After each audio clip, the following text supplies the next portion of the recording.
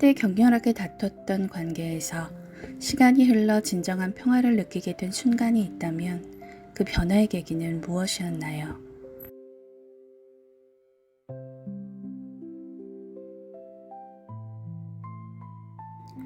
6번 유전자 키, 갈등에서 평화로.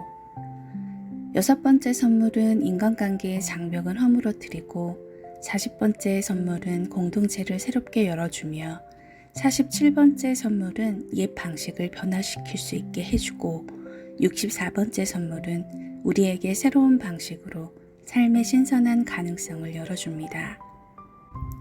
6번째 그림자는 양측의 자신들의 개성을 지키기에도 너무 바쁘기 때문에 거기에 진정한 사랑이나 진정한 관계는 거의 없습니다. 이 마찰은 쌍방이 자신의 방어에 매달리는 한 계속 유지됩니다. 6번째 선물이 인간관계 속으로 들어가면 사람들 사이에서 감정의 장벽이 무너지기 시작합니다. 양쪽 사이의 자연스러운 마찰을 제거하는 과정을 촉매하며 서로 간의 더 큰 에너지 교환이 이루어지게 합니다. 이것이 바로 사랑에 빠지는 경험입니다. 6번째 유전자 키의 선물, 외교.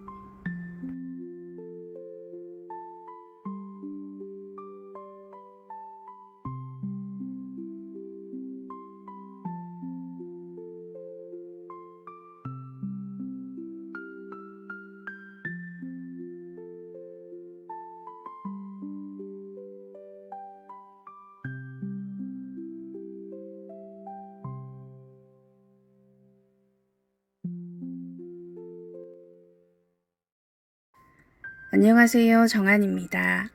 오늘은 6번째 유전자 키 3번 라인의 날입니다. 저는 소명과 펄의 6번째 키를 가지고 있습니다. 소명은 6.1, 펄은 6.2. 늘 감정의 갈등에 힘들어했던 날들을 되돌아보며 이번 묵상을 통해 과거의 기억이 정리되면서 해방되는 느낌을 가지게 되었습니다. 저는 살아오면서 늘 감정의 파도 한가운데에 있었습니다. 그 파도의 가장 큰 근원은 언제나 엄마였습니다. 존재만으로도 아름답고 존경스러운 엄마였지만 동시에 저를 평가하고 비난하고 다른 사람의 시선을 강요하던 분이기도 했습니다.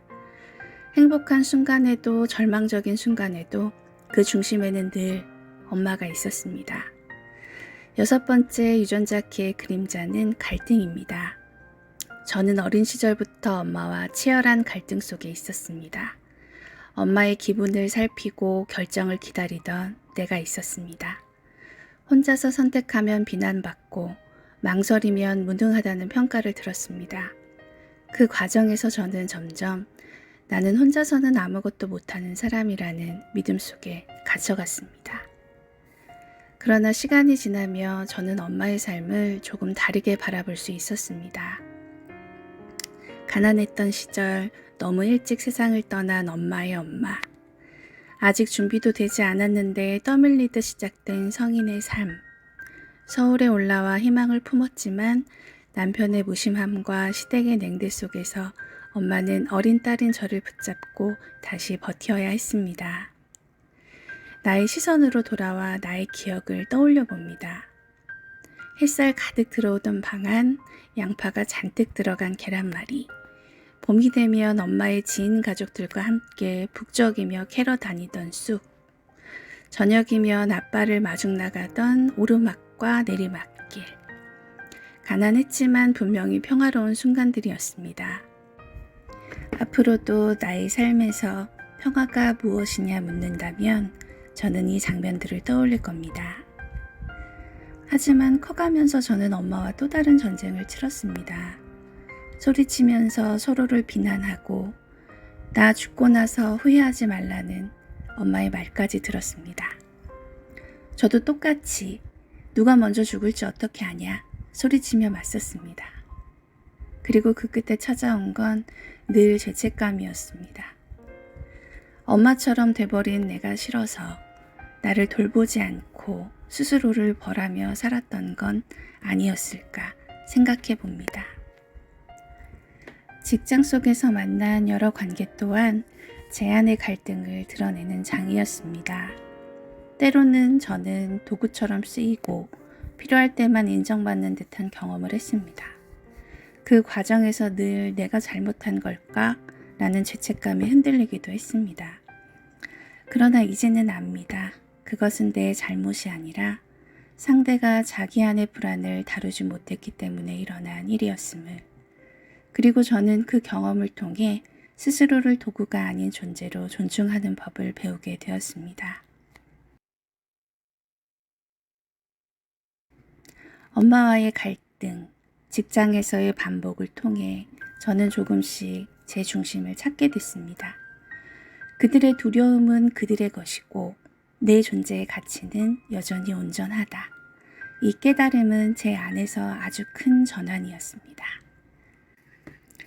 이제는 압니다.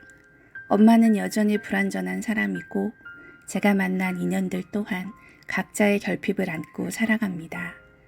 하지만 그들을 원망하기보다 저는 그저 그들의 삶을 인정하고 존중하려 합니다. 엄마의 아픔과 희생 위에 지금의 제가 있고 지난 인연들은 제 삶을 흔든 절대자가 아니라 그저 지나간 궤적 속의 귀한 손님이었음을 알게 되었으니까요.